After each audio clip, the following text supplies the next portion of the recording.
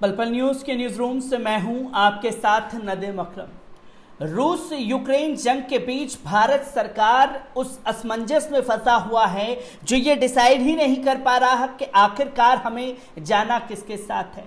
और भारत सरकार के इस रवैये से अमेरिका बुरी तरीके से बौखलाया हुआ है और इसके चलते बाइडेन सरकार ने धमकी तक दे डाली है केंद्र की मोदी सरकार को।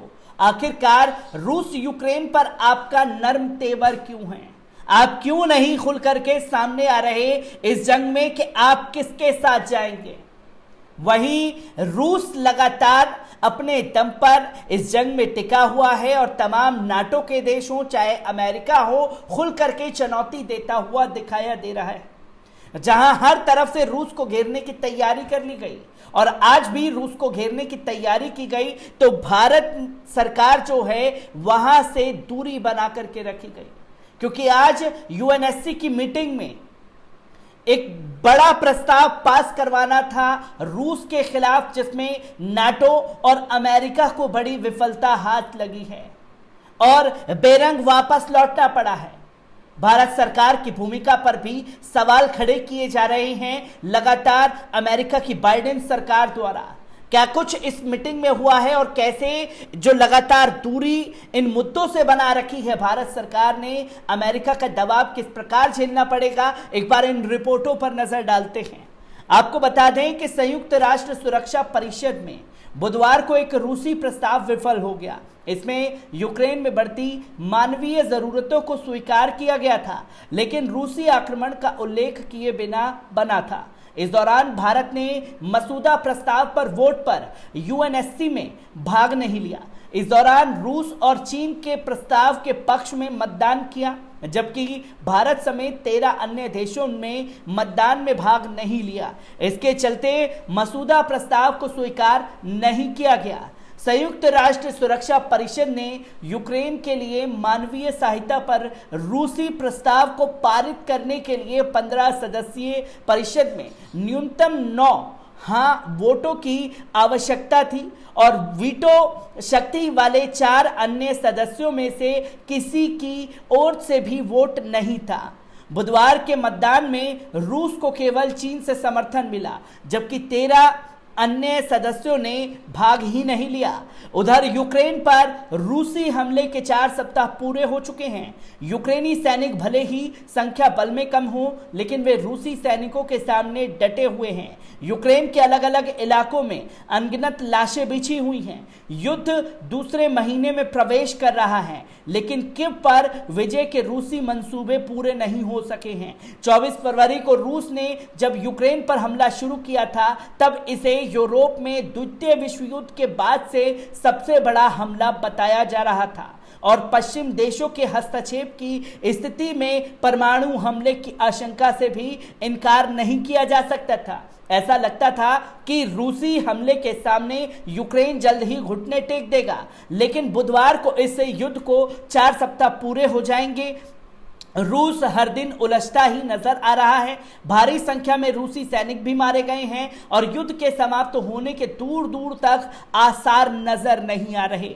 यूक्रेन की राजधानी कीव पर रूस लगातार निशाना लगा रहा है, लेकिन वे आज तक कीव के चारों ओर से घेर तक नहीं पाया। कीव प्रशासन ने खबर दी है कि बुधवार को भी राजधानी गलियारों में तड़तड़ाहट और धमाकों से थर्राता रहा। उन्होंने बताया कि एक शॉपिंग मॉल और इमारत को निशाना बनाया जा चुका है, जिसमें 4 लोग मारे गए हैं। उधर बंदरगाहों का शहर मारियोपोल में तबाही का मंजर देखने को मिल रहा है। यूक्रेन के राष्ट्रपति जेलेंस्की ने कहा है कि नभ, जल और थल तीनों ओर से रूसी प्रहार के कारण मारियोपोल तबाह हो चुका है और 1 लाख नागरिक फंसे हुए हैं। उन्होंने कहा कि मारियोपोल में फंसे लोगों को मानवीय सहायता स्थापित करने के लिए कॉरिडोर बनाने का प्रयास भी नाकाम रहा है, क्योंकि रूसी सैनिक इस कोशिश को लगातार नाकाम कर रहे हैं।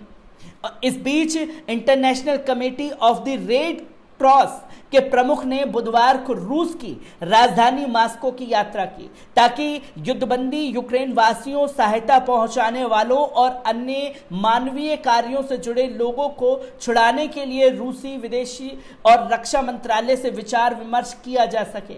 उधर क्रेमलिन के प्रवक्ता दिमित्री ने जोर देकर कहा कि सैन्य अभियान पहले तय किए गए मकसद और योजनाओं के तहत बदस्तूर जारी हैं। जहां लगातार युद्ध में क्या क्या परिस्थितियों का सामना यूक्रेन को करना पड़ रहा है, इसकी भी जानकारी दी जा रही है। तो वहीं यूएनएससी की अहम बैठक से भारत का नदारद होना, कई सारे सवाल खुद केंद्र की मोदी सरकार पर उठा गया है कि आखिरकार अपना स्टैंड क्लियर क्यों नहीं कर पा रहे। और अमेरिका की धमकी के बावजूद भी बाइडेन सरकार को आईना दिखाते हुए केंद्र की मोदी सरकार ने यूएनएससी की बैठक से दूरी बनाए रखी। इससे पहले किस तरीके से धमकी दी गई थी अमेरिका की तरफ से भारत को, एक बार इस पर नजर डालते हैं। आपको बता दें कि रूस यूक्रेन युद्ध के बीच अमेरिका के राष्ट्रपति जो बाइडेन ने भारत पर बयान दिया। उन्होंने कहा कि रूस पर प्रतिबंध लगाने के मसले में भारत नरम पड़ गया। वहीं यूएस के बाकी बड़े साथियों ने रूस की हिमाकत के लिए उसे कड़ी सजा दी है। अमेरिकी राष्ट्रपति जो बाइडेन ने कहा कि यूक्रेन में जंग की शुरुआत करने के बाद रूस पर पश्चिम देशों ने कड़े प्रतिबंध लगाए। बाइडेन ने कहा की बात करें तो भारत भले नरम पड़ा हो, लेकिन जापान को कड़ा रुख अपनाया। वहीं पुतिन के आक्रमण का ऑस्ट्रेलिया ने भी जापान जैसा ही रुख अपनाया।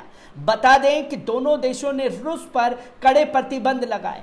भारत का रुख बाइडेन को भले नागवार गुजरा हो, लेकिन ऑस्ट्रेलिया ने भारत का सपोर्ट किया है। ऑस्ट्रेलिया के राजदूत बैरी ओफेरिल ने सोमवार को कहा, कुवैत ने यूक्रेन पर भारत के रुख का समर्थन किया। दोनों देशों की जंग को लगभग 1 महीने होने जा रहे हैं। जंग के मसले पर भारत को ने अपना रुख न्यूट्रल रखा है। भारत की तरफ से संयुक्त राष्ट्र समेत अलग अलग मंचों पर साफ किया गया है उसकी प्राथमिकता यूक्रेन में फंसे भारतीयों को निकालना थी। बता दें कि यूक्रेन के विभिन्न इलाकों में 20,000 के करीब भारतीय छात्रों और नागरिक फंसे हुए थे। इनमें से 18,000 से ज्यादा लोगों को सुरक्षित भारत वापस लाया जा चुका है। फंसे लोगों को निकालने के लिए केंद्र सरकार ने ऑपरेशन गंगा चलाया था। भारत ने वैसे इस युद्ध को खत्म करने की कोशिश भी की थी। प्रधानमंत्री नरेंद्र मोदी ने इसके लिए यूक्रेन के राष्ट्रपति जेलेंस्की और रूस के राष्ट्रपति व्लादिमीर पुतिन से भी बात की थी। पीएम मोदी ने फंसे भारतीय छात्रों की सुरक्षा के साथ साथ ये भी कहा था कि बातचीत के जरिए मसले का हल निकाला जा सकता है। जहां रूस पर न्यूट्रल नर्म रखते हुए भारत सरकार पर सवाल सबसे बड़ा उन अंधभक्तों के लिए खड़ा हो गया है जो अंधभक्त लगातार ये दिखाने की कोशिश कर रहे थे कि 56 इंच जिनकी छाती है वो इस जंग में अहम भूमिका निभा सकते हैं। जो मीडिया ये दिखा रहा था कि देखिए मोदी जी ने पुतिन को फोन किया और पुतिन का फोन ऑफ जा रहा है, ये सब जिक्र लगातार किया जा रहा था। और इस जंग के बीच ये चीजें क्लियर हो जाती हैं और उन अंधभक्तों को भी बड़ा झटका लगता है जहां भारत के 2 सबसे बड़े दुश्मन देश रूस के साथ खड़े हुए हैं। एक तरफ चीन और एक तरफ पाकिस्तान खुल करके रूस का समर्थन कर रहे हैं, तो वहीं भारत सरकार भी गुपचुप तरीके से रूस को समर्थन कर रहा है। तो क्या ये माना जाए कि दुश्मन देशों के साथ मिलकर के रूस को सपोर्ट कर रही है केंद्र की मोदी सरकार, जो कि अंधभक्तों के मुंह पर तमाचा है, जो आए दिन पाकिस्तान को नफरत फैलाने के लिए उपयोग करते हैं और आए दिन मुसलमानों और पाकिस्तान को, चीन को गाली देने का काम करते हैं। आज वही केंद्र की मोदी सरकार उन्हीं लोगों के साथ मिलकर के रूस को सपोर्ट कर रही है, जो कि बाइडेन सरकार को नागवार गुजर रहा है। मैं ऐसी ही खबरों से आपको रूबरू कराता रहूंगा। दीजिए इजाजत, शुक्रिया।